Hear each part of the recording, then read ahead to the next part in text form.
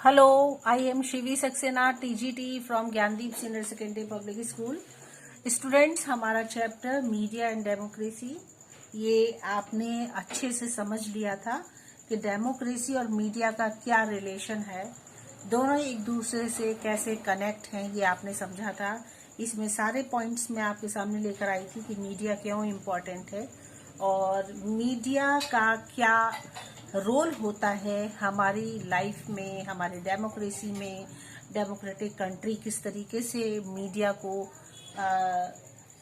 चलाता है और किस तरीके से मीडिया काम करती है उसके लिए। तो ये सारे पॉइंट्स आपने इसमें बहुत अच्छे से समझे थे।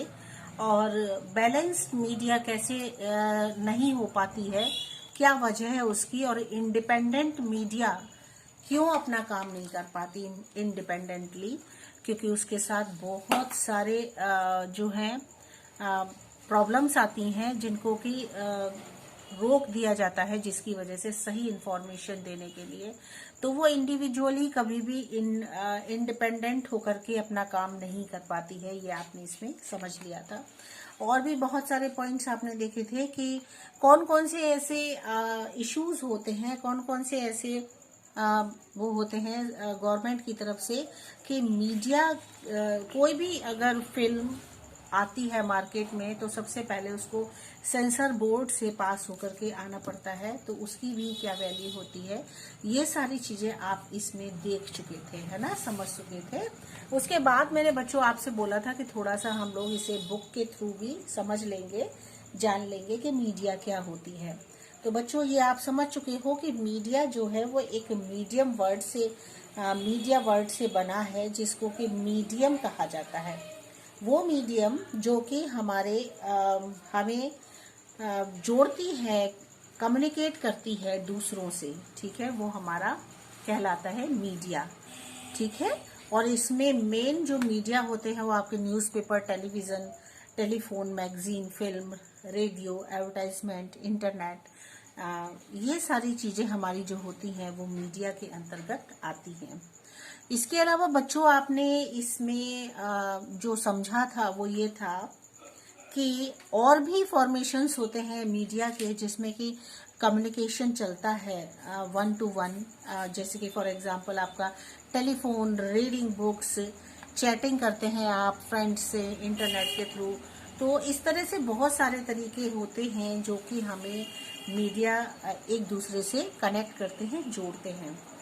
अब आपके दिमाग में एक क्वेश्चन और आता होगा कि अदर मीडिया, इसके अलावा फिर भी जो न्यूज़पेपर और टेलीविज़न, ये जो दो मीडिया होते हैं, ये बच्चों बहुत ही ज़्यादा चीपेस्ट भी हैं और इसके साथ साथ ये वो हैं जो एक बार में इंफॉर्मेशन बहुत सारी पूरी पब्लिक तक प्रोवाइड कराई जा सकती है, जो एक बार में एक ही टाइम पीरियड में और ढेर सारे लोगों के पास, मिलियंस लोग उसको देख सकें, ऐसी अगर हम कोई भी इंफॉर्मेशन पहुंचा सकते हैं तो बेटा उसको मास मीडिया कहा जाता है।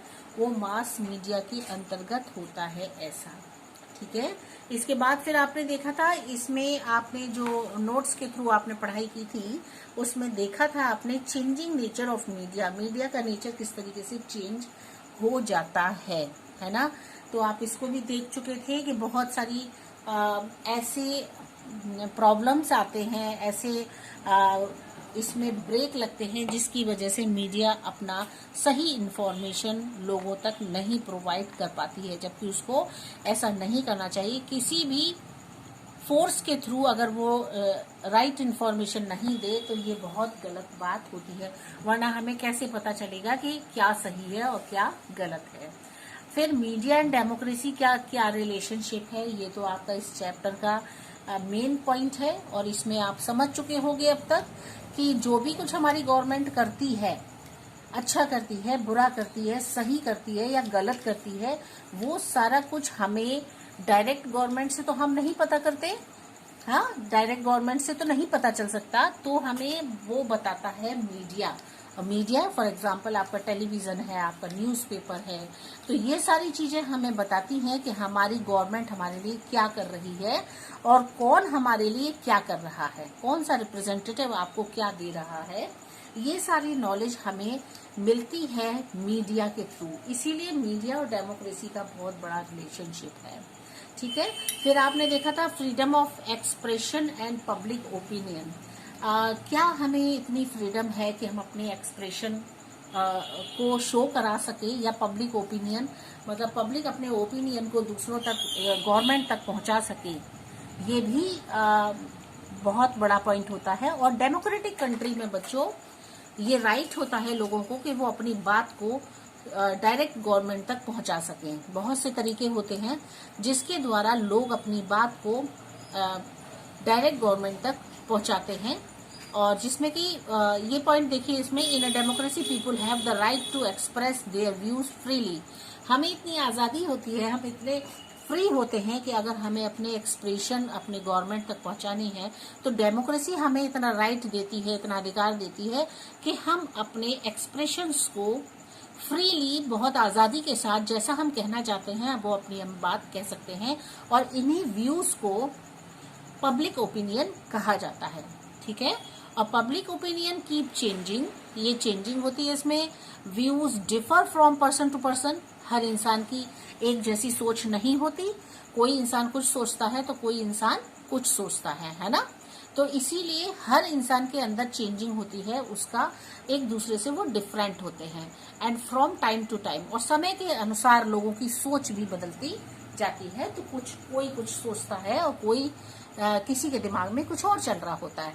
The opinion of the public is mainly expressed through the media. और जो पब्लिक का ओपिनियन होता है उसको ज्यादातर एक्सप्रेस किया जाता है मीडिया के थ्रू। सबसे पहले तो हमारे पास मीडिया उसको कवर करती है उस चीज को, उसके बाद फिर वो गवर्नमेंट तक पहुंचाई जाती है, ठीक है। Historically the media has played a vital role in the fighting feudal operation. क्या होता है बच्चों कि अगर हम पुराने समय से अपनी मीडिया को उठा करके देखते हैं तो मीडिया जो है शुरू से ही एक फाइट कर रही है, एक अपने काम को लेकर के वो एक तरीके से संघर्ष उठा रही है कि उसको भी इतना रोल दिया जाए, इतना उसको फ्रीली दिया जाए कि वो अपनी बात को कह सके, जो भी जैसा भी है, ठीक है। It evolved as a result of the need people felt to have the independent means to express their opinion against the ruling power। जो भी रूलिंग पावर है, मतलब आपकी गवर्नमेंट जो चल रही है, रूल कर रही है, जो शासन जिसका चल रहा है, उस गवर्नमेंट से अगर वो अपनी बात को एक्सप्रेस करना चाहते हैं, बताना चाहते हैं, तो वो इंडिपेंडेंटली आज़ादी के साथ उसको कर सकें, ठीक है। तो आपका इसमें यही समझाया गया है, और ये मैं आपको कई बार बता चुकी हूँ, आपके इसमें मैंने समझाया भी था। फिर देखिए need for a independent media. अब ये भी आप उसमें नोट्स में देख चुके थे कि जरूरत है एक इंडिपेंडेंट मीडिया की, मतलब मीडिया को इतनी इंडिपेंडेंट दी जानी चाहिए, इतनी इंडिपेंडेंसी उसको प्रोवाइड करानी चाहिए कि वो अपनी बात को, जो भी कुछ उसने देखा है या जो भी उसने अपने कैमरे में लिया है, उसको सबको वो फ्रीली एक्सप्रेस कर सके विदाउट किसी भी तरीके के डिस्टरबेंस के, ठीक है। तो ये ऐसा होना चाहिए। Media and access to information, किसी भी तरीके की इंफॉर्मेशन होती है तो उसको मीडिया जो है सामने लेकर के आई। Medias need to serve public interest, और मीडिया को की जरूरत होती है कि वो पब्लिक के इंटरेस्ट को आगे रखे, उसको भी उसे ध्यान देना होता है। इसके बाद बच्चों हम लोग और आगे बढ़े थे तो हमने देखा था मीडिया में अकाउंटेबिलिटी, ठीक है। इसमें क्या होता है कि the media specially television newspaper is a very powerful medium of communication.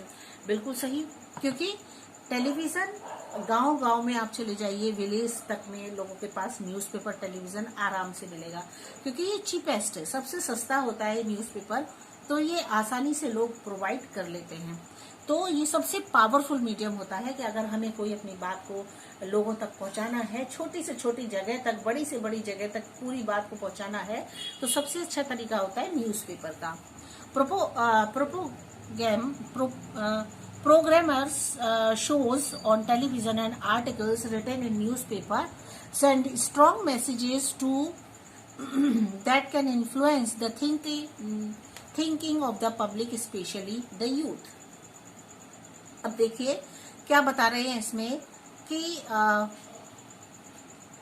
जो लोग होते हैं वो प्रोपेगेंडा करते हैं, प्रचार करते हैं, तो वो टेलीविजन और आर्टिकल्स के थ्रू, जो न्यूज़पेपर में निकाले जा सकते हैं, उसके थ्रू वो अपनी बात को आगे बढ़ाते हैं, उन आर्टिकल्स को पहुंचाते हैं। The media in a democracy is accountable, और जो मीडिया होती है डेमोक्रेसी की, वो अकाउंटेबल होती है to the government and the people, लोगों के लिए और गवर्नमेंट के लिए। For example, there are laws that govern the media, कुछ कानून होते हैं जिनको कि मीडिया जो है उसको आगे बढ़ाती है। The government has laid down laws and codes of conduct like the newspaper and broadcasting code 1962 to regulate the media.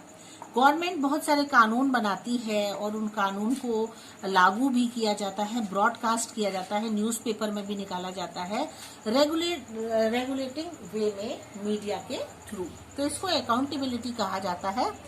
फिर आपने आगे इसमें एक पॉइंट और आ रहा है, राइट टू इंफॉर्मेशन, RTI जिसको बोलते हैं। ये भी एक एक्ट होता है जो कि landmark act which was passed in October 2005। ये पास हुआ था बच्चों 2005 में, अक्टूबर में, और ये लोगों को ये बताता है कि आपकी क्या क्या इंफॉर्मेशन, राइट टू इंफॉर्मेशन है, आपको क्या क्या जरूरतें हैं और किस चीज का आपको अधिकार है, वो आपको पता होना चाहिए। People could now demand to know what is happening in government bodies.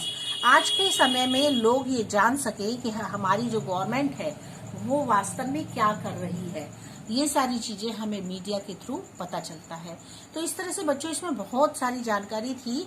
According to this act, इस एक्ट के अकॉर्डिंग ये बताया जाता है कि citizen of India has the right to demand information from any government body. ये provide कराता है, ये जो एक्ट है, कि गवर्नमेंट क्या कर रही है लोगों के लिए, ये सारी इंफॉर्मेशन हमें दी जाए, ये हमारा अधिकार है।